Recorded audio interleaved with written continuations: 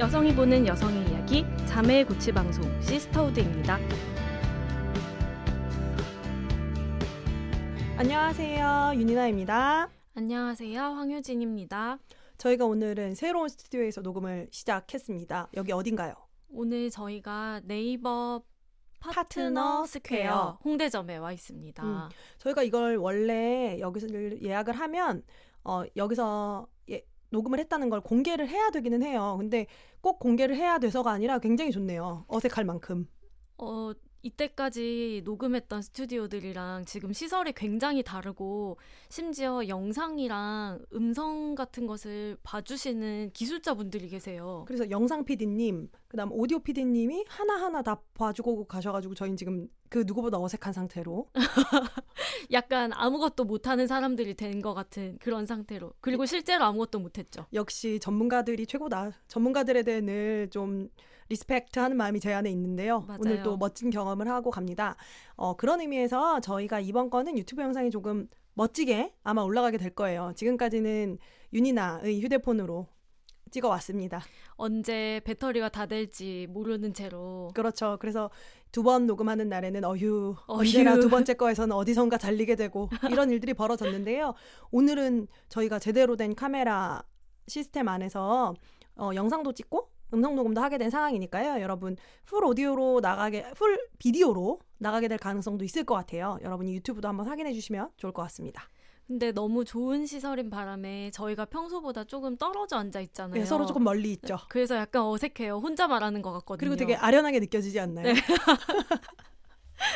서로를 그리워하는 마음으로 잘해봅시다.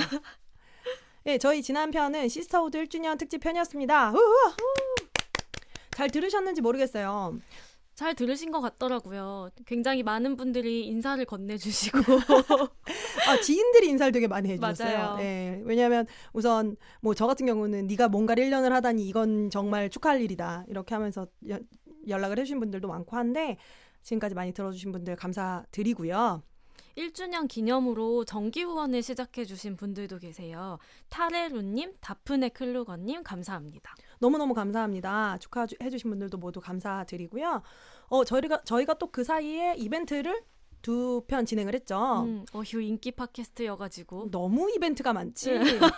그래서 저희가 책을 지금 지난주까지는 기억하실 거예요. 저희 믿을 수 없는 이야기의 원작책이 믿을 수 없는 강간 이야기를 출판사 밤비에서 진행을 했고요. 또 하나의 책은 윤이나 작가의 우리가 서로에게 미래가 될 테니까를 코난북스에서 협찬해 주셔서 이벤트 진행을 했습니다. 감사합니다. 읽으신 분들은 지금 좀 빨리 가서 그런지 그 믿을 수 없는 강간 이야기 같은 경우 후기들이 조금 올라왔어요. 저의 책을 읽으신 분들도 받으신 분들이 있으면 후기를 남겨주시면 좋을 것 같고요. 앞으로 저희가 이벤트나 광고를 어떻게 진행할지 잠깐 얘기해 볼까요? 앞으로 사실 아직까지 저희가 광고를 받은 적은 없잖아요. 네. 그런데 조금 시스템을 만들어야 되겠다는 생각이 들더라고요. 그래서 아마 이벤트는 지금과 같은 방식이 될 것 같아요. 이벤트는 뭐 출판사나 이런 데서 듣고 계시는 분들이 있으면 저희 메일을 통해서 연락해 주시면 되고요. 광고나 또 이제 함께 하고 싶은 일들이 있을 것 같다라고 생각되시는 분들 역시도 저희에게 메일을 보내주시면 감사하겠습니다. 네, 그리고 또 이 많은 공지사항 속에서 제일 중요한 소식이 있죠. 제일 중요한 소식입니다. 뭔가요? 저희의 3번째 책이죠. 저희가 포켓북 시리즈를 내고 있는데 6개월에 한 번씩 책을 낸다는 다짐 속에 나오는 3번째 책 여자들은 같이 미래로 간다가 텀블벅에 오픈되었습니다. 실은 녹음하고 있는 시점에는 오픈이 안 됐어요. 아직 검토 요청을 하고 있죠. 예, 그래서 아마 오늘 저녁 늦으면 화요일에는 오픈이 될 것 같아요. 그래서 여러분들이 들으실 수요일에는 아마 텀블벅에서 오픈이 되어 있는 상태일 것 같습니다. 이 책은 저희가 지난 봄에 출간해서 판매를 했던 여자들은 먼저 미래로 간다의 후속편 같은 책이에요. 그런데 구성이 약간 다르죠. 그쵸. 지난번에는 이제 저희가 어떤 작품에 대해서 얘기를 하고 인물에 대해서 정리를 했다면은 이번에는 그 내용도 있지만은 보시는 분들도 한번 정리를 해볼 수 있게 약간 워크북 형태로 만들었죠. 특히 시스터우드를 들으시는 분들이라면 더 좋아하고 더 저희가 지금까지 해왔던 이야기들을 직접 볼 수 있는 느낌이실 것 같아요. 저희가 사실 시스터우드를 진행하면서 받게 된 질문들이 관련된 게 되게 많잖아요. 과연 맞아요. 여성 서사라는 게 뭔가? 그리고 여성의 이야기를 보고 만들고 뭐 그것에 대해 평가하고 한다고 할 때 그 기준은 뭐지? 이러한 질문들을 되게 많이 받았거든요. 그러한 질문들을 저희가 늘 하는 말이 있지 않습니까? 각자의 답을 찾아서 그 각자의 답을 직접 써보고 기록하고 내용 속에 넣어보고 자신의 기준을 만들어가는 그런 책을 만들어 보려고 합니다. 네, 그래서 저희가 그 전에 여자들은 먼저 미래로 간다를 놓치셔서 구매 못하신 분들 되게 많으셨잖아요. 그래서 사실 저희 댓글로 굉장히 꾸준히 올라왔죠. 도대체 어디서 사냐. 살 수 있는 곳은 없다고 저희가 늘 말씀드려왔는데요. 드디어 살 수 있는 기회가 생겼습니다. 여러분 놓치지 마시고 이번에 세트 구매가 가능하니까요.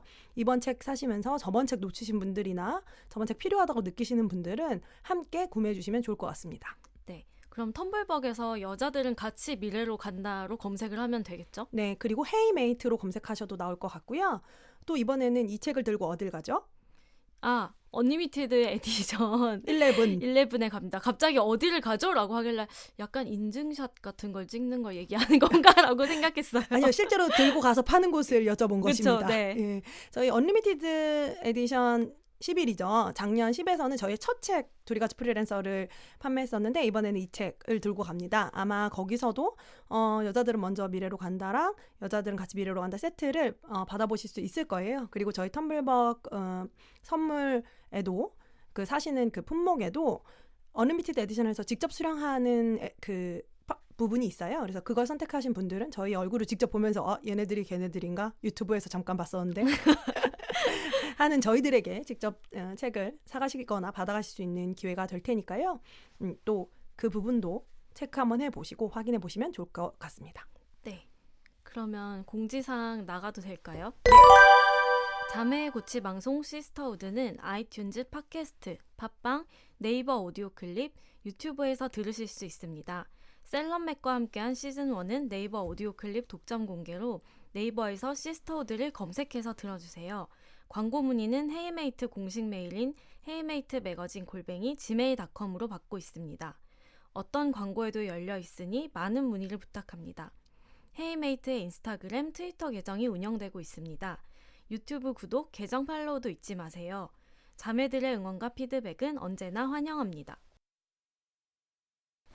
네, 오늘의 작품을 소개해 보도록 하겠습니다. 오늘의 작품 소개해 주시죠.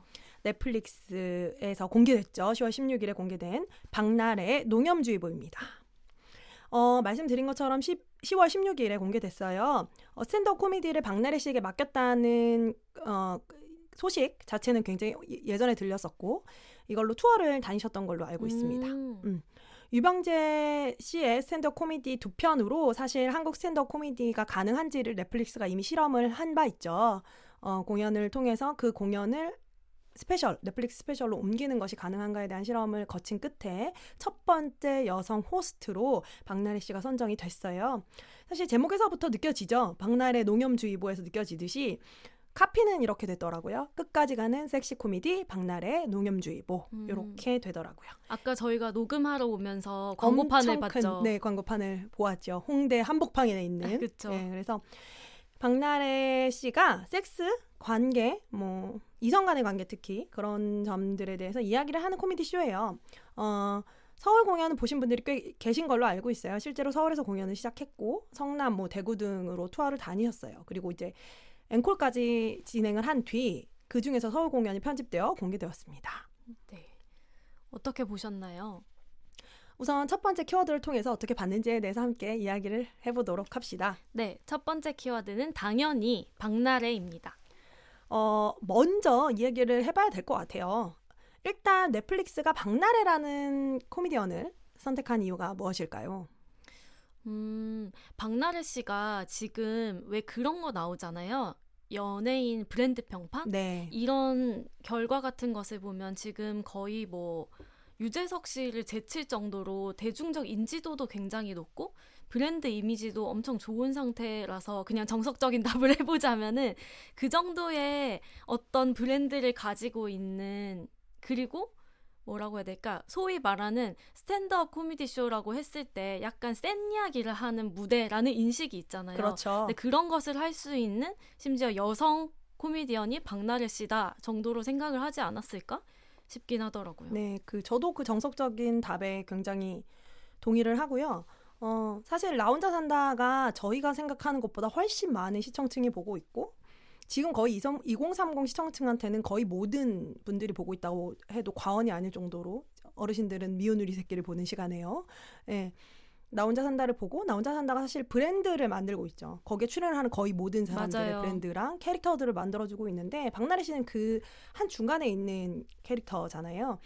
사실 여러 가지 부침이 있었잖아요. 그 프로그램의 부침도 있었죠. 그쵸. 그 프로그램의 부침이 있는 와중에도 박나래 씨는 굉장히 굳건하게 그 프로그램을 지켜준 인물로서 사실은 작년 MBC 연예대상에서 결국 이영자냐 박나래의 싸움이었었고 당시에 아마 많은 또 젊은 여성 시청자들은 박나래가 직접 정말 대상을 받는 모습을 보고 싶다는 말씀을 되게 많이 하셨었고 그럴 정도로 지금 이제 뭐 모자라지 않죠? 박나래의 시대다라고 이제 감각되고 있는 것 같아요. 맞아요. 그런 식에서 사실은 어떤 면에서는 여성을 선택할 때, 여성 코미디언을 선택할 때는 좀 안전한 선택지였었겠죠.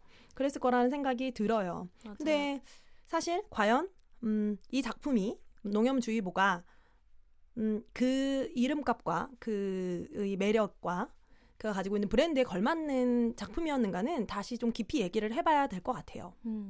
보시면서 좀 인상적이었던 장면 있으셨어요? 저는 제일 재미있었던 부분이 제일 크게 웃었던 부분이기도 한데 사실 되게 딱 맞는 제가 비슷한 거 입었어. 공단 자켓 같은 거 입고 계시잖아요. 핑크색 그쵸. 공단 자켓 같은 거 입고 계시다가 뭐 어쨌건 색색이고 이런 것들을 하니까 막 덥다 이런 제스처를 취하니까 관객석에서 벗어요 이렇게 말을 한단 말이에요. 그랬더니 바로 벗습니다. 근데 바로 벗을 때 이렇게 민소매 안에 이제 민소매 옷을 입고 계신데 그러니까 딱 몸이 드러난 거죠. 팔 같은 데가 드러났는데 막 멋있어요 이러니까 전완근을 자랑하시는 부분이 있습니다. 그 부분이 굉장히 재미있었고 사실은 오히려 제가 기대한 건 그런 거였던 것 같아요. 그러니까 그런 유형의 자신감을 보여주는 일이었던 것 같아요. 그러니까 여성이 섹스 얘기를 한다 정도만에서 뭐 혹은 그 섹스 얘기가 사실은 어떤 의미를 갖게 되는 거냐면 금기가 되어 있잖아요. 맞아요. 너무 많이 얘기를 하고 싶어 하지만 금기가 되어 있는 상황이기 때문에 한국에서는 연예인들이 거기서 직접적으로 발언하기가 너무 어려운 상황에서 발언을 한 것에 대한 의의와 뭐 그런 선은 알겠지만 제가 기대하는 일종의 자신감이라면 박나래 씨가 보여줘야 하는 여성상이었다면 그거라고 생각했던 거죠.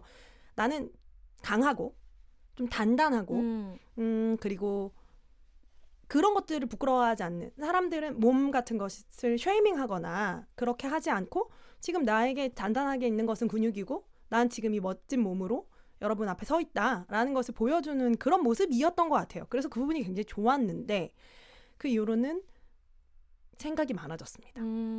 저도 보면서 되게 생각이 많아졌는데 그래도 그 와중에 좀 웃겼던 거는 왜 그 에피소드 있잖아요. 예전에 사귀었던 남성분 중 한 분이 굉장히 스킨십을 안 하는 분이셔서 선비 같은 분이시라고 하는데 그 박나래 씨가 술을 굉장히 많이 마셨을 때 뭐죠? 누가 아들한테 보내는 편지 정약용이 아들 뭐 술 취한 아들에게 보내는 엄청 긴 편지를 띠리리 막 약간 술을 많이 마신 사람은 육체가 썩는다 막 이런 내용이 있었잖아요. 그게 약간 뒤에 막 그 올라가는 자막이랑 해서 조금 웃겼던 것 같아요. 너무 조금 웃겼다고 했다. 조금. 왜냐면 저도 되게 아쉬움이 많거든요. 그래서 사실은 저는 이 아쉬움이 어떤 면에서는 이 스탠드업 코미디의 의미에서부터 출발을 한다고 생각을 해서 이 코미디의 의미에 대해서 한번 말을 해보고 싶기는 했어요. 저희가 잠깐 조금 전에 말씀드렸지만 한국 사회에서는 여성을 성적 대상화하는 일이 굉장히 일상적으로 벌어지는 나라이고 그것을 사실 어느 정도는 여성 혐오이자 여성 대상화의 스포츠로서 언론이나 미디어가 보여주고 있으면서도 여성이 직접 발언하는 것이 거의 불가능했죠. 여성이 직접적으로 섹스 얘기를 한다거나 이성의 얘기를 하는 것이 캐릭터의 에피를 쓰고는 가능했을 수 있겠어요. 영화라든지 뭐 드라마 안에서. 그리고 드라마는 근데 또 어렵죠. 그렇죠. 뭐 여하튼 그런 상황에서는 가능했을지 몰라도 여성이 섹스에 대해서 말을 하는데 심지어 이 섹스는 그냥 뭐 정말 한국에서 제일 좋아하는 사랑을 나누다 개념의 사랑 있잖아요. 사랑하는 사람 두 사람이 뭐 이런 개념이 아니고 뭐 원나잇도 있고 뭐 그냥 육체가 원해서 하는 유형의 섹스에 대해서 바로 할 기회라는 것이 아예 원천적으로 차단된 사회라는 거죠. 여성 연예인이 그걸 바라했을 때는 사실 어느 정도 뭔가를 각오를 해야 되는 거예요. 그래서 저는 이 작품에 되게 아이러니한 면이 거기서 나와 있었다고 보는데, 박나래 씨가 이 정도 수위의 언어로 이 정도의 말을 할 때 그것을 끝까지 간다고 표현한 것도 마찬가지고, 이 정도의 말을 할 때 관객들이 너무 놀라는 거예요. 그러니까 저 정도의 말을 한다는 거야? 라고 감각한다는 거예요. 사실은 저 정도의 수위라고 저희가 볼 때는 보기 어려운 정도의 이야기인데도. 그리고 또 흥미로운 거는 뭐 그 말을 하죠. 뒤쪽에 PD분들이 보러 오셨다는 말을 하죠. 맞아요. 지금 내가 지금 어디까지 얘기를 하는지를 보려고, 그래서 혹시 내가 방송을 앞으로 할 때 그게 어떨지를 뭐 보려고 PD님들이 와 계시다, 이런 말씀을 하시는데, 그게 농담이었겠지만 저는 어느 정도 상징하는 바가 있다고 생각을 해요. 전 또 완전히 농담은 아니었을 것 같아요. 그렇죠. 진짜로 와 계셨을 수 있겠죠. 그쵸. 네. 그래서 그 시도 자체가, 그러니까 욕망하는 자신, 이성을 욕망하는 자신과 섹스를 욕망하는 자신, 그리고 뭐 내가 지금까지 자연스럽게 남자를 만나왔고 그 자연스러운 남자를 만나는 방식에는 이를테면 원나잇이라든지 혹은 정말 육체만을 즐기는 관계들이라든지가 존재했고, 나는 그런 것들을 굉장히 좋아해. 그리고 내가 연애를 했던 내용들이 대체로 거의 모든 연애는 굉장히 극적인 로맨스, 특히 섹스가 거세든 로맨스로 표현이 되잖아요, 대부분의 미디어에서. 그런데 나는 섹스가 포함된 어떤 연애, 그리고 혹은 로맨스적인 서사가 그렇게 중요하지 않거나 그렇게 뭐 부각되지 않는 유형의 연애담 같은 것을 얘기했다라는 것 자체에서 의미를 찾을 수는 있겠죠. 그쵸. 근데 저는 좀 아쉬웠던 게, 일단 여성이 섹스 얘기한 것 자체가 이나님이 얘기하셨듯이 한국에서는 금기시 되어 있기 때문에 시도 자체의 의미가 있기는 한데, 그 방식이 좀 전체적으로 봤을 때는 약간은 지나간 방식이라는 거죠. 섹스를 즐길 줄 아는 나, 원나잇을 즐길 줄 아는 여성인 나를 굉장히 쿨걸이라는 식으로 포지셔닝을 하고, 주체적 여성. 그쵸. 그리고 그 와중에 왜 박나래 씨가 코미디 빅리그 같은 데서도 꾸준히 하셨던 개그인데 계속 본인의 외모를 깎아내리는 방식으로 개그를 많이 하셨잖아요. 근데 여기서도 예를 들면은 원나잇을 했는데 본인은 상대방 남자 얼굴이 너무 잘생겨서 나가려다가 다시 누웠는데 그 남자는 자신의 얼굴을 보고 조심조심 나갔다, 이런 얘기까지 하시잖아요. 그래서 좀 그런 부분이 많이 아쉬웠어요. 사실 거의 되게 흔한 표현으로, 저희가 좋아하는 흔한 표현으로 하자면 양날의 검 같은 거였죠. 그리고 이제 사실은 양면인 거예요. 굉장히 동일한 상태에서의 양면인 건데, 그러한 그 의미, 그냥 얘기를 했다는 것, 그리고 욕망하는 여성, 자신의 욕망을 일단 그냥 말했다는 것, 바로 했다는 것 자체의 장점을 조금만 비껴나 보면 지금까지 얘기했던 것보다 더 나아간 부분은 찾기가 너무 어려운 거예요. 맞아요. 그리고 본인이 계속 자학과 자조의 캐릭터를 가지고 있잖아요. 이제 성형과 외모 면에서나 그런 면에서 가지고 있는 캐릭터를 그대로 가지고 온 것도 아쉬웠고, 그리고 스스로를 대상화한다고 해서 그것이 과연 자기가 자신을 스스로 주체적으로 대상화한다고 해서 그것이 성적 대상화가 아닌가? 저희는 이 질문을 할 필요가 있는 것 같거든요. 맞아요. 그 마지막에 자신 앞에 이제 좀 붙게 됐으면 좋겠다라고 하는 연관검사 얘기를 하면서 걸크러쉬 박나래라고 빡 뜹니다. 근데 거기서 그 조명이 안 들어와서 두 글자만 떠요. 그래서 걸하고 레만 뜹니다. 첫 글자랑 끝 글자만 떠요. 전 정말 너무 놀랐어요. 그걸 봤을 때. 근데 그게 무슨 의미냐는 거죠. 그걸 스스로 농담으로 넘긴다고 해서 그런 표현들을, 자기가 지금까지 이런 얘기들을 했어요. 원나잇이라든지 뭐 자신의 욕망으로 남자를 만나는 것에 대한 이야기라든지 내가 남자를 많이 만나고 섹스를 많이 하는 여성이라는 것을 말을 했어요. 근데 그러고 나서 마지막에 그 코드를 띄워서 사람들에게 웃음을 줘버리면 그게 뭐가 되냐는 거죠. 네. 그리고 저는 중간중간에도 굉장히 아슬아슬한 부분이 많았는데, 예를 들면은 그 얘기 나오죠. 백사장에 가서 그 헤드스핀하는 오빠를 만나서 해변에서 뭐 구르면서 키스를 했는데 그 오빠가 본인 속옷에 아래 속옷에 손을 넣으려고 해서 놀라서 자신은 빼려고 하고 이걸 계속 반복하다 보니까 나중에 화장실에 갔더니 아랫도리가 되게 하나의 해변이 되어 해변이었다. 있었다. 그 말 자체는 재밌는데 사실 이 상황을 생각해 보면은 여성이 계속 거부하고 있는데도 남성이 스킨십을 시도한 케이스인 거잖아요. 그러니까 물론 코미디라는 게 되게 원래 그런 아슬아슬한 것을 줄타기 하면서 나오는 웃음이 있긴 하지만은 지금 이런 시대에 이런 코미디가 과연 괜찮을까라는 생각을 좀 많이 했던 것 같아요. 그래서 그 상황이었다면 사실 거기서 한 번을 더 나갔어야죠. 그 얘기를 하고 사람들이 예를 들어 해변이었어요 해서 홀롤롤롤 하잖아요. 그렇게 해서 거기가 해변이었어요 해서 사람들이 빵 터지고 나면 거기서 그 다음 박자로 나갔어야 되는 펀치라인은 그런데 그게 지금은 범죄라는 걸 아시냐고 말을 했어야 된다는 맞아요. 거죠. 근데 거기까지를 계속 못 가는 거예요. 그러니까 굉장히 많은 분들이 코미디 빅리그 얘기 말씀을 하시는데 그러니까 사실은 개그 콘서트나 코미디 빅리그의 그 개그에서 남성 개그맨들 박나래 씨를 좀 낮게 평가하고 무시하는 캐릭터로 등장했던 남자 캐릭터들을 다 뺐죠. 다 뺐지만 그렇다고 해서 그러한 상황들에서 박나래 씨가 굉장히 자유롭게 이 스탠드업 코미디 무대에 섰는가를 생각한다면 그건 또 아닌 것 같다는 거죠. 맞아요. 저는 좀 보면서 안타까웠다고 하긴 좀 그렇고 박나래 씨가 뒤로 갈수록 좀 자신감이 붙는 게 보이더라고요. 이게 실시간으로 어쨌거나 공연을 한 거니까.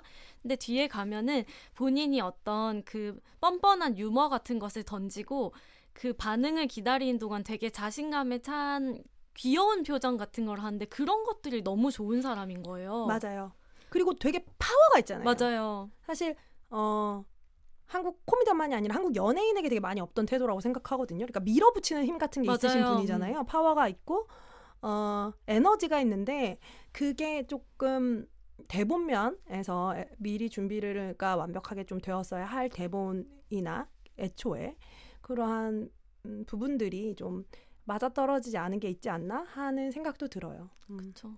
아무래도 여성과 지금 섹스에 대해서 이야기를 한다면은 지금 이 시대에 어떤 방식으로 무엇을 얘기해야 하는지 좀 더 고민이 많이 필요했던 것 같아요. 그런 의미에서 또다시 한 번 더 의미를 찾아서 부여를 해보자면 그걸 질문할 수 있게 되었다는 것. 이를테면 가장 유명하고 지금 가장 주가가 높은 여성 코미디언이 스탠드업 코미디에 서서 이 무대를 했기 때문에 사실 저희도 얘기를 하고 있는 거 맞아요. 아닙니까? 그러니까 결국 그 무대를 열어줬다는 것. 그것에 대해서 지금 여성분들이 말을 하고 있잖아요. 그것이 내 생각에는 이건 어떤 면에서 좋은 것 같아. 내 생각에 어떤 면에서 이 이야기는 나쁜 것 같아. 그리고 저희도 지금 이 안에서 이런 의미들이 있는 것 같아. 하지만 이런 부분은 아쉽고 한계의 점이 있다는 생각이 들어. 라고 말을 하고 있는데 그렇게 말을 할 수 있게 되었다는 것 자체, 그 장을 열었다는 것. 그게 사실은 그냥 한다고 해서 되는 게 아니잖아요. 맞아요. 이런 시도들을 지금 작게 많이 하고 있고 그게 의미들이 있지만 그것을 가장 큰 무대에서 가장 주목받는 사람이 하면 더 많은 사람들이 이야기를 하게 돼 있거든요. 그러니까 사실 포문을 연 거죠. 이것을 통해서 얘기를 해보자. 우리가 과연 무대에서 그리고 개그, 코미디로서 사람들에게 소화를 해보고 싶어. 사람들과 얘기를 하는 방식에 대해서 이야기를 해보고 싶어. 라면 지금 박나래 씨의 스탠드업 코미디 통해서 말할 수 있게 된 거죠. 맞아요. 레퍼런스가 있는 거랑 없는 거는 굉장히 다르기 때문에. 네, 천지 차이죠. 네. 그런 의미에서 자연스럽게 다음 키워드로 넘어가 보도록 하겠습니다. 다음 코미디는요?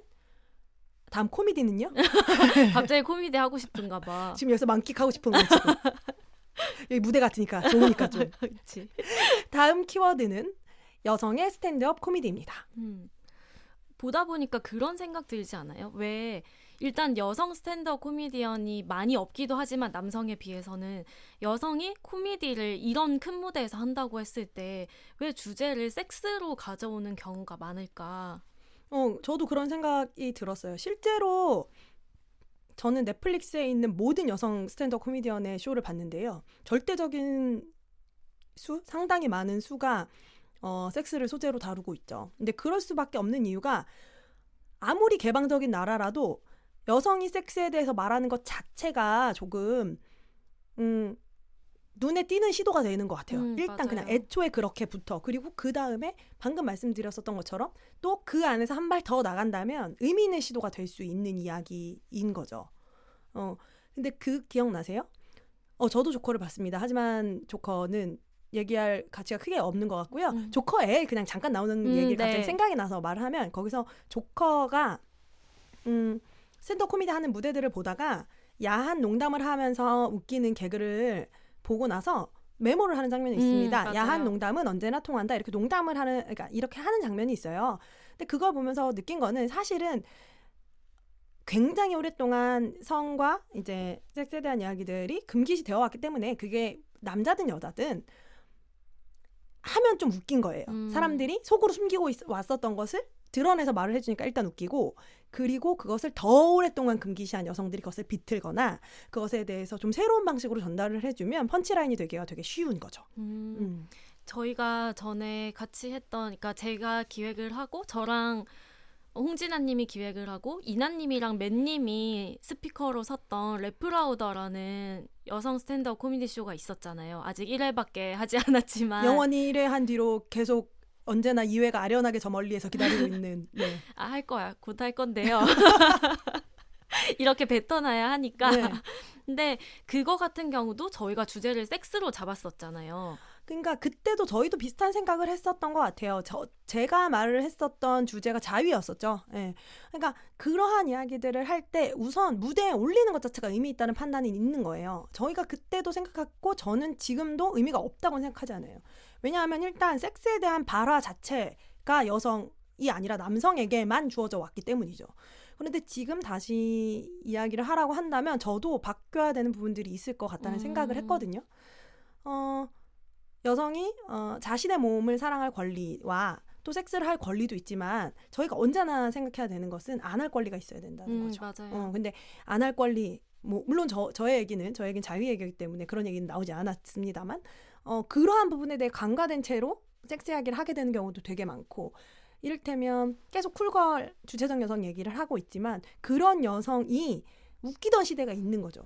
그거 자체를 막 나는 거기 굉장히 자유롭고 잘하거나 좋아하거나 혹은 뭐 즐기거나 한다는 것을 발화하는 것 자체가 재미있는 코드가 되고 멋진 코드가 됐었던 적이 있지만 지금은 정말로 그런 시대가 아니고 더 나아간 이야기를 할 필요가 있을 거라는 생각이 들어요. 하지만 재밌었는데. 그쵸. 네. 그것은 사실입니다. 네. 저는 그때 느낀 거는 여성의 스탠드업 코미디 부분이니까 그냥 조금 말씀을 드리면 엄청 중요한 것이 대본이었어요. 그거를 깨닫는 작업이기도 했고 저는 사실 어느 정도는 챌린지였거든요. 도전. 무대에 서는 것 자체는 전 재미있고 잘할 거라고 생각했지만 그것이랑 별개로 설계된 대본을 쓰고 싶었고 이 부분에서 사람들의 웃기는 펀치라인 같은 것을 넣어서 여기서 사람들이 웃는지를 확인할 수 있는 대본을 쓰고 싶었어요. 그리고 그거를 정말로 완벽히 숙지된 채로 올라가야겠다는 생각을 했었죠. 그래서 그때 사실 저는 거의 스탠드업에 미친 사람이었어요. 그래서 제가 얘기했죠. 최강창민처럼 준비를 하고 계시다 지금. 그때 당시에 나 혼자 샀는데 최강창민 님이 나오셔가지고 그런 거 하셨었잖아요. 5분만 할까? 하고 2시간 동안 일본어 공부하고 이런 거 하셨었는데 실제로 그때 그렇게 했었죠. 그때 제가 당시에 되게 집중을 하고 싶었던 일이기도 했고요. 또 하나는 공부를 하면서 좀 했기 때문에 그랬던 것 같아요. 그래서 저는 지금도 자신 있게 넷플릭스 코미디, 스탠드업 코미디, 여성 코미디요는 다 봤거든요. 단 한 작품도 빠지지 않고 다 봤는데 이때 거의 절반을 봤죠. 맞아요. 그래서 어떤 식으로 펀치라인이 구성되지? 어떤 식으로 대본이 설계되고 웃음을 설계하지를 보고 싶었고 그걸 제가 무대에서 실험을 해보고 싶었거든요. 그때 제가 느낀 단 하나의 교훈은 대본이 거의 전부인 거죠. 네. 그래서 이 얘기는 이제 나중에도 또 말씀드릴 수 있을 것 같아요. 해나 게스비도 한번 한 적이 있더라고요. 그래서 좀 철저하게 설계된 대본 하에서 애드립을 하거나 개인의 재량으로 웃기는 것이 존재하더라도 그게 굉장히 철저하게 설계되지 않고서는 마이크만 들고 무대에 선다는 것, 그리고 그것을 이를테면 말로 때운다? 같은 건 환상이라는 거죠. 저는 그 이번에 박나래 씨 거 보면서도 생각했는데 박나래 씨의 개그 스타일, 그러니까 지금 농염주의보의 개그 스타일이 코빅 같다고 하는 이유는 저는 더 명확한 건 이건 것 같은데 사실 무대에서 1시간에서 1시간 반을 끌어간다고 했을 때 그 전체의 이야기가 하나의 이야기가 되어야 된다고 생각을 하거든요.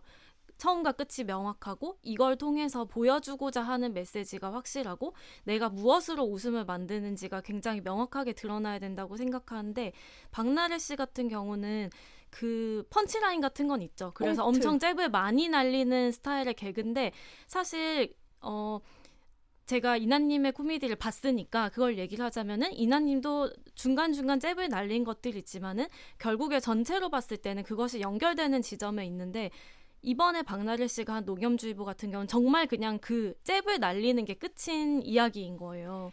사실 실제로 공연은 100분 정도 진행된 걸로 알고 있어요. 근데 지금 대부분의 스탠드업 코미디는 15분에서 30분, 그러니까 보통 이런 단위가 있더라고요. 15분, 30분 단위가 있고 60분 단위 정도로 올라오고 있는데 스토리텔링이 정말 맞아요. 중요하고 스토리텔링을 특별히 잘하는 이제 코미디언들의 이제 스탠드업 코미디들은 보면은 어떤 식의 설계가 되어 있는지를 알 수 있죠. 구성이 되어 있는지를 알 수 있는데 그런 것들을 좀 더 많이 참고를 하고 대본을 구성할 수 있었으면 더 좋지 않았을까 하는 생각이 들기도 해요. 그래서 사실 저희가 정말 얘기해보고 싶었던 것은 여러분들도 기억하실 텐데요. 전 세계적으로 이제 화제가 됐던 작년 여름이었던 것 같아요. 넷플릭스에서 해나 게즈비라는 호주 코미디언이 나의 이야기라는 넷플릭스의 스탠드업 코미디 스페셜을 공개했습니다. 저는 이걸 위해서 여러분들이 오직 이것을 보기 위해서 넷플릭스를 가입하신다고 해도 그 돈이 아깝지 않으실 거라고 맞아요. 확신을 하는 콘텐츠예요. 이 콘텐츠를 통해서 스탠드업 코미디에 대해서 좀 다시 얘기를 해보고 싶었어요. 저는. 왜냐하면 여기서 해나 게즈비가 정확히 하는 얘기가 있죠. 이 이야기는 저희가 앞에서 박나래 씨의 스탠드업 코미디를 비판한 것이랑도 사실 연결이 조금 되는데요. 사실 그 해나 게즈비는 레즈비언입니다. 그래서 소수자죠. 그래서 그 얘기를 계속해요. 자학적인 유머가 자기 경력의 대부분이었다. 게다가 소수자에다가 자폐 증상이 약간 있기 때문에 그러한 것들을 웃음의 포인트로만 삼아왔다는 이야기를 하거든요. 그래서 뭐라고 말을 하냐면 비주류에 속한 사람, 소수자에 속한 사람의 자학이 무엇을 뜻하는지 아시냐. 그것은 겸손이 아니다. 그것은 겸손한 것으로 자신을 포장한 것이 아니다. 그것은 수치심이다. 그래서 같은 처지에 있는 사람들에게 수치심을 주는 것으로 웃음을 줘왔다. 라는 거예요. 그리고 그걸 깨달았다는 거죠. 자신을 낮춰서 자신을 더 다른 사람들보다 낮은 지위에 위치시켜서 발언할 기회를 얻게 되었었고 그것으로만 자기가 스탠드업 코미디를 해왔다. 하지만 여성으로서죠. 또 여성, 레즈비언, 그 다음에 뭐 여러 가지 장애와 문제가 있는 사람이나 이런 식으로 감각되는 자신을 낮춰서 지금까지 발언할 기회를 얻어왔지만 자신은 그러지 않을 거고 그렇기 때문에 더 이상 스탠드업 코미디를 하지 않을 것이다 라는 선언이 있단 말이에요. 이 대본 안에서, 이 이야기 안에서. 전 이 부분에 대해서 다시 생각을 해봐야 될 것 같아요. 여성인 우리가 섹스 이야기를 할 때 그리고 섹스 이야기만이 아니라 여성인 우리에 대한 개그를 해야 한다고 한다면 우리가 어떤 이야기를 할 수 있을지에 대해서요. 그러면 자연스럽게 세 번째 키워드로 넘어가 볼까요? 네, 세 번째 키워드는 추천합니다인데요.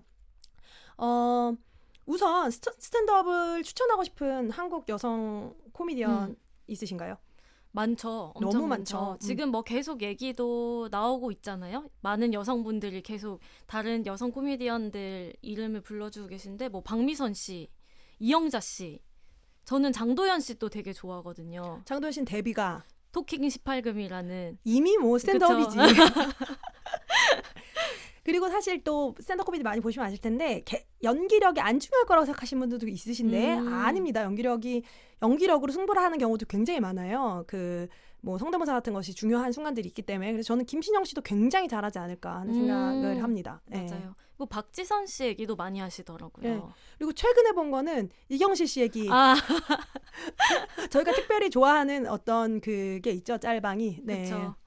그 김건모 씨의 미안해요를 두고 그거 백반 그걸 못 사주냐. 백반이 한 끼 6,000원인데 밥 한 번 못 사주고 그걸 6,000원인데. 추잡스럽다. 너무 정확한 표현 아니야? 그러니까요. 추잡스러워. 6,000원이면 좀 사줘야지. 그러니까 사실 난 다 그래. 이거 다 같은 맥락이잖아요. 그거 2AM의 그 줄 수 있는 있는 게 게 이 노래만 주지 마. 그러니까 아니, 주머니 속엔 뭐지? 뭐 아무것도 없고 뭐 목걸이 이런 거 없고 이 노래를 주지 마. 난 진짜 그런 거 같아. 맞아요. 그래서 제가 생각한 거는 물론 박나래 씨가 물꼬를 텄으니까 앞으로 계속 해줘도 좋을 것 같기는 하지만 하나씩 큰 스페셜들이 있으면 좋을 것 같긴 하지만 넷플릭스 스페셜을 보면은 스탠드업 코미디 쇼의 패키징이 있습니다. 이게 지금 제가 예시를 든 거는 티퍼니 헤디시라는 유명한 스탠드업 코미디언이 있는데 이게 굉장히 훌륭해요. 왜냐하면 티퍼니 헤디시가 자기가 좋아하는 더 기회를 덜 받은 여성들을 픽한 거예요. 그러니까 지금까지 넷플릭스 스페셜만이 아니라 이렇게 무대에 많이 서왔지만 좀 자기 생각에 조명을 못 받았다고 생각하는 여성들을 뭐 예를 들어 5명, 뭐 6명 이런 식으로 픽을 한 거예요. 그래서 거기에 다 여성이고요. 뭐 트랜스젠더 여성도 있고 굉장히 다양한 여성들, 인종이 특히 다양해요. 인종이 다양한 여성들로 구성을 해서 그 사람들이 30분씩을 할 수 있도록 내일은 대세라는 제목으로 그 패키징을 만들었거든요. 그러니까 이런 패키징처럼 아예 정말 우리가 궁금한 스탠드업 코미디언, 한국 여성 스탠드업 코미디가 궁금하다고 한다면 패키징을 시켜서 꼭 60분짜리 스페셜이 아니어도 되니까 뭐 30분씩 해서 패키징을 해서 무대를 만든다든지. 저는 이런 거 연말 무대 하면 너무 가고 싶을 것 같은데. 그렇지 않아요? 약간 언제나 송은이 씨한테 너무 많은 짐을 지워드린 것 같지만 약간 이런 거 지금 준비하고 계시지 않을까 그런 생각도 들어요. 네. 하고 계신다면 정말 바랄 게 없겠네요. 그리고 송은이 씨 본인도 되게 잘하실 것 같아요. 생각해보니까. 정말 그런 그 마이크로 할 때 제일 잘할 수 있는 또 유형의 개그맨이기도 하죠. 맞아요. 코미디언이기도 하죠. 네, 맞아요. 그래서 또 추천하고 싶으신 게 있나요? 저희가 언제나 가장 얘기를 많이 하고 또 좋아하기도 하는 엘리 웡의 베이비 코브라랑 성력은 없다. 너무 재밌습니다. 너무 웃기죠. 네. 또 봐도 웃기고. 그리고 이 작품 같은 경우는 아까 말씀드렸지만 스토리텔링이 뭔지를 보여주는 작품이에요. 특히 베이비 코브라가 그런데요. 맞아요. 베이비 코브라 같은 경우는 마지막 5분이 아니면 그러니까 마지막 5분이 이 작품을 갑자기 걸작으로 만들게 됩니다. 이 사람은 개인적으로 그냥 웃긴 사람이에요. 임신을 했죠. 아시아 젊은 여성이에요. 게다가 옷을 되게 특이하게 좋아해요. 그래서 호피, 지브라 이런 걸 입는 거 굉장히 좋아합니다. 그리고 빨간 끝이 뾰족한 뿔테안경 같은 걸 쓰고 있어요. 이미 보는 것만으로 코미디를 안 한다면 무엇을 할 수 있는가 라고 느껴질 정도의 여성인데 게다가 특수하잖아요. 뭐가 특수한가요? 인종이 특수하죠. 맞아요. 미국에서는 아시안 여성이 무대에 서서 그런 식으로 자신의 이야기를 그것도 굉장히 거침없이 발화할 수 있다는 것이 되게 특수한 경우로 느껴지기 때문에 엘리 웡 코미디 같은 경우는 이미 그것만으로 특별한데 베이비 코브라는 뒤쪽에 가서 거의 뭐 마스터피스가 되죠. 네. 마지막 5분을 보시고 스토리텔링이 무엇인지 그러니까 어떻게 한 이야기 60분 동안 한 사람이 한 이야기를 말한다고 할 때 그것도 웃기는 방식으로 말한다고 할 때 엔딩을 맺을 수 있는지를 교과서처럼 보실 수 있는 작품이라고 생각합니다. 또 뭘 추천할 수 있을까요? 완다 사이크스의 정상이 아니야 같은 경우가 아마 올해 초인가 공개됐던 것 같은데요. 이 작품을 보면은 이분은 이제 흑인 레즈비언인 코미디언인데 나이가 좀 있으시고요. 굉장히 유명하신 분인데 디그니티가 있는 개그를 보여주시는 분입니다. 이분이 트럼프를 이번에 엄청 비판한 그 풍자와 비판을 한 작품이에요. 이 정상이 아니야가 꼭 보셨으면 좋겠어요. 저는 어떻게 나이가 젊지 않은 나이가 있는 여성 코미디언이 디그니티를 가지고 자기 이야기와 세상 이야기를 할 수 있는가에 대해서의 모범이 되는 작품이 이 완다 사이크스의 정상이 아니야랑 또 하나 이제 앨런 드제너러스의 지난 넷플릭스 스페셜이라고 생각합니다. 맞아요. 저는 이번 녹음 준비하다가 저는 이나님만큼 많이 보진 못했고 그냥 유명한 것들만 본 정도인데 이나님이 이 사람 걸 꼭 봐라 라고 해서 인도 코미디언이 아디티 미탈 거를 봤어요. 너무너무 재밌고 너무 잘하는 거예요. 정말 훌륭한 코미디언입니다. 이야기를 처음에 시작하는데 설사 이야기를 하길래 무슨 얘기를 하는 거지라고 했는데 그게 계급 카스트 제도 이야기로 넘어가고 이후에 또 여성 혐오 이야기로 넘어가고 끝에서는 그 처음에 설사 이야기랑 여성 혐오 이야기가 맞닿는 맞죠. 지점을 만들어내잖아요. 굉장해요. 그래서 거기서 이분은 짤도 굉장히 많이 돌아서 아마 여러분들이 보시면 이거 봤던 것 같아라고 아실 텐데 그 얘기 한번 하죠. 남성은 자기가 이 코미디를 하면서 느낀 건데 남성은 인종, 뭐 계급, 돈, 뭐 가족 이런 문제들 모두보다 단 하나로만 하나가 될 수 있는데 그게 뭔지를 말하죠. 여성 혐오로만 하나가 된다고 말합니다. 그러니까요. 그리고 그것도 너무 웃기잖아요. 여러분 남자를 너무 사랑하려고 노력하지 마세요. 이 짤이에요. 남자들은 이미 서로를 너무 사랑하고 있습니다. 이건 너무 완벽한 말 아닌지. 그러니까요. 그래서 아디티미탈은 개인 넷플릭스 코미디도 60분짜리가 있긴 있습니다. 근데 그 코미디도 재미는 있는데 그거보다 더 응축적으로 담겨있는 코미디가 효진님이 보신 거거든요. 그게 세상 웃기는 코미디언들이라는 넷플릭스 시리즈예요. 그 시리즈를 보면 나라별로 구성이 되어 있고 인도 편에서 아디티미타를 보시면 되고요. 30분씩으로 구성이 되어 있는데 그냥 들어가셔서 일단 아디티미타는 제일 먼저 보시고 웃기니까 모든 편의 여성 코미디언을 보세요. 저는 그것만 봐도 여러분들이 스탠드업 코미디에 대해서 충분히 이런 식으로 전 세계 사람들이 웃기고 있어? 그리고 여성들이 모두 다 사실은 이게 딱 비슷한 시기에 만들었어요. 다 미투 시즌입니다. 그래서 거의 모든 여성 코미디언들이 미투 얘기를 하고 자신들이 이 필드 안에서 얼마나 여성 혐오를 심하게 받고 있는지를 말을 해요. 왜냐하면 이게 CK 루이스가 있었던 때 아닙니까? 맞아요. 그래서 그 이야기를 하기 때문에 여러분들이 꼭 확인해 주셨으면 좋겠습니다. 네. 그러면 오늘의 자매들 소개해 주실까요? 오늘의 자매들 또 너무 두근거려요. 왜냐하면 정말 좋아하는 작품이기 때문인데요. 오늘의 자매들은 해나 게즈비가 출연했던 호주의 TV쇼인 Please Like Me를 소개해드리려고 합니다. 2013년에서 2016년 호주에서 방영된 드라마고요. 지금 시청이 가능한 것은 넷플릭스에서 시청 가능합니다. 간단한 줄거리는 여자친구에게 차이면서 자기가 딱 게이가 알게 된 거예요. 자긴 지금까지는 게이인지 몰랐는데 게이인 걸 알게 되고 내가 게이라니? 를 알게 된 조 씨의 이야기로 시작이 되고요. 그 조 씨가 엄마는 근데 또 우울증으로 자살 시도를 하려고 하는 거죠. 그래서 우울증과 싸우는 엄마 그리고 해나 게즈비는 우울증으로 싸우던 엄마가 들어간 정신병원에서 만난 레즈비언 여성 자폐증과 우울증이 있는 레즈비언 여성으로 등장을 합니다. 해나 게즈비는 사실상 자신의 캐릭터가 굉장히 많이 들어간 캐릭터로 등장을 하고요. 그다음에 아빠는 아시안 여성과 결혼을 해서 가정을 꾸렸죠. 새로운 가정을. 그래서 갓난 아기인 동생이 있는 상황입니다. 이복 동생이요. 그리고 또 친구들이 있죠. 여러 가지 상황에 처한 친구들이 있는데 그 친구들과 같이 전 이렇게 써놓고 이게 사실 좀 정확한 얘기일 거라고 생각했는데 삶을 살아내는 이야기입니다. 맞아요. 네, 시즌 4까지 있고 이 작품이 취향이 맞고 이 작품의 반짝거림을 발견하실 수 있는 분이라면 정말 사랑하게 되실 작품이라고 확신하니까요. 꼭 한번 확인해 주시면 좋겠습니다. 네, 그러면 또 다음 작품 추천을 해주세요. 새 코너도 오늘은 이나님이 준비를 하셨죠? 왜냐하면 저희가 지금 스튜디오 예약 시간이 다 되어가서요. 굉장히 급한 마음으로 훌쩍훌쩍 나아가고 있네요. 여러분 이게 보이실지 모르겠네요. 유튜브로 보시면 보이실 텐데 여자들은 다른 장소를 살아간다. 류은숙 선생님의 새로운 책입니다. 장소라는 키워드를 가지고 이번에 페미니즘 프레임 시리즈가 시작이 됐어요. 그 시리즈의 첫 책입니다. 류은숙 선생님은 저희가 앞에 말씀을 한번 드렸었던 아무튼 위트니스 또 아무튼 시리즈의 첫 작품이죠. 를 쓰신 분이고 이 책에 대해서는 정말로 길게 이야기하지 않아도 읽어보신다면 이 책의 가치를 아실 수 있을 것 같아요. 제가 맞아요. 딱 한 구절만 읽어드릴게요. 여러분 진짜 이게 지금 아마 안 보이실 텐데 거의 3페이지에 한 번씩 적고 있습니다. 저도 장난 아니에요. 거의 그래서 밑에가 더 두꺼워 지금. 이건 여성의 여행에 대한 부분인데 요 구절만 딱 한번 읽어드릴게요. 여성들의 장소 투쟁은 지금 이 시대의 산소호흡기 같은 것이다. 그런 곳으로 정치적 여행을 확장하고 싶은 것이 내 꿈이기도 하다. 불안을 동반자 삼아야 하고 여성이라는 정체성이 유독 가시화되는 여행이더라도 장소와 장소를 연결하고 책임지는 마음이라면 여행의 세계를 바꿀 힘이 여성의 여행에 있을 거라고 믿는다. 류은숙 선생님 책이 나오는 해에는 언제나 올해의 류은숙 책임 선생님 됩니다. 책이 올해의 책인 것 같아요. 난 올해 내 책 꼽으려고 했는데 안 되겠어. 동동하자 공동. 그래. 그러면 이제 다음 예고를 전해드리도록 하겠습니다. 네, 다음 화에서는 이 방송이 나가는 날 10월 23일이죠.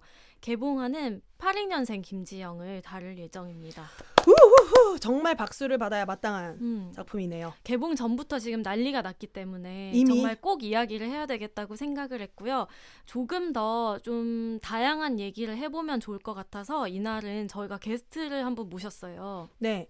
82년생 이지혜 기자님과 함께 이야기를 나누려고 합니다. 저희가 둘이서 이야기를 하는 것도 좋지만 좀 다양한 시선으로 특히 영화에 대해서 좀 깊이 들어가 보자라는 마음으로 게스트를 초청했으니까요. 다음 주도 재미있게 들어주시면 좋을 것 같습니다. 네, 이지혜 기자님은 예전에 온스타일에서 뜨거운 사이다라는 프로그램을 하셨던 네, 분이시기도 그때 하죠. 출연을 하셨었죠. 네. 그러면 이렇게 마무리하나요? 네, 오늘 지금 저희가 사실 녹음 시간이 1분 남았어요. 그래서 사실 후다다닥 마무리를 해야 하는 상황입니다. 저희가 풀 비디오를 유튜브에 올릴 수 있을지 없을지는 모르겠지만 저희가 다양한 시도를 하는 것을 지켜봐 주시고요. 오늘 협찬해주신 네이버 스퀘어 파트너 스퀘어 네이버 파트너 스퀘어 감사드립니다. 네. 감사합니다. 감사합니다. 우리에게는 더 많은 여성의 이야기가 필요합니다.